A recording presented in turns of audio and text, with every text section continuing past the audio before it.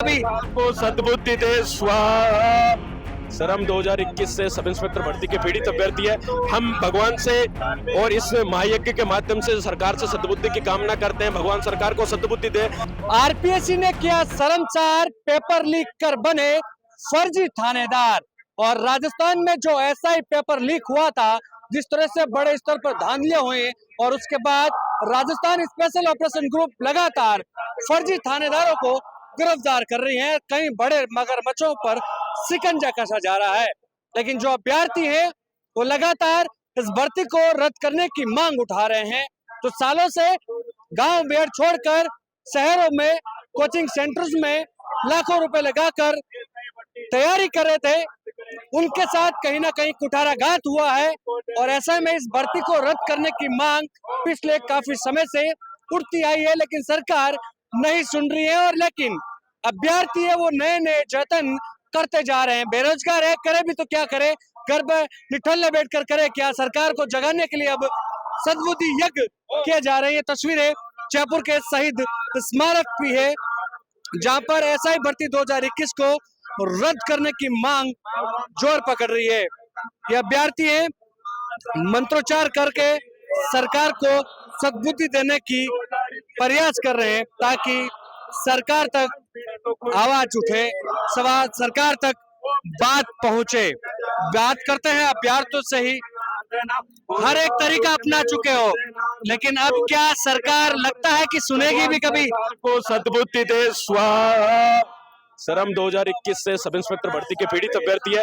हम भगवान से और इस महायज्ञ के माध्यम से सरकार से सद्बुद्धि की कामना करते हैं। भगवान सरकार को सद्बुद्धि दे।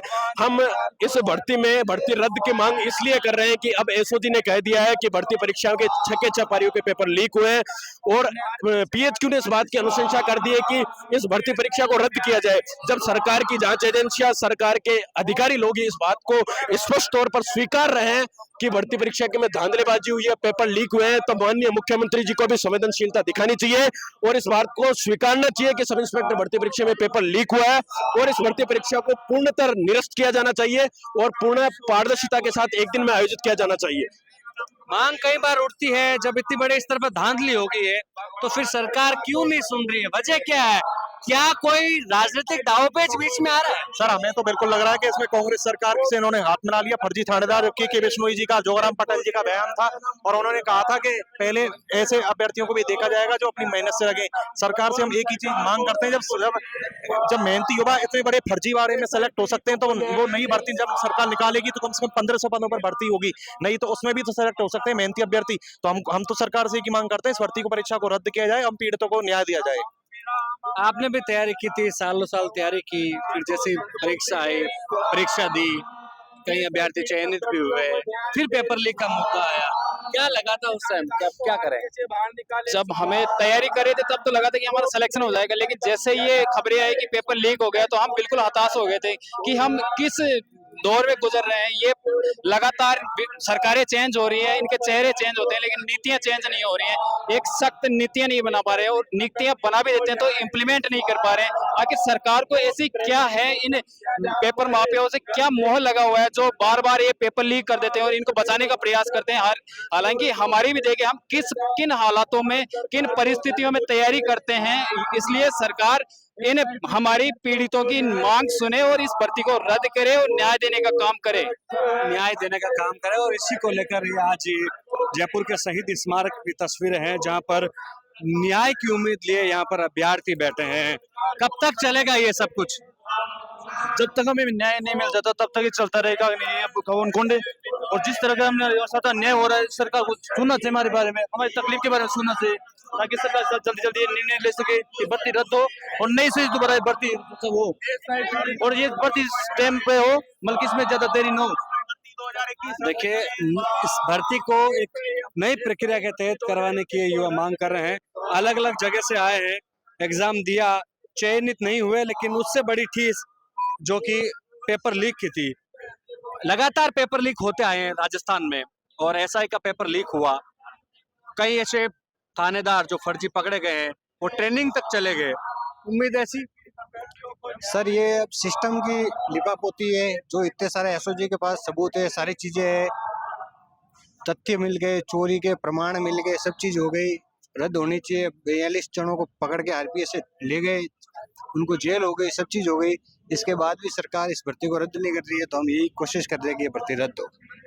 मतलब इतने बड़े स्तर पर धांधली, आरपीएससी के 2 पूर्व सदस्य इसमें शामिल, वो अपने बेटे बेटियों के पेपर ऐसे बांट रहे हैं जैसे कोई मिठाई खिला रहे हो।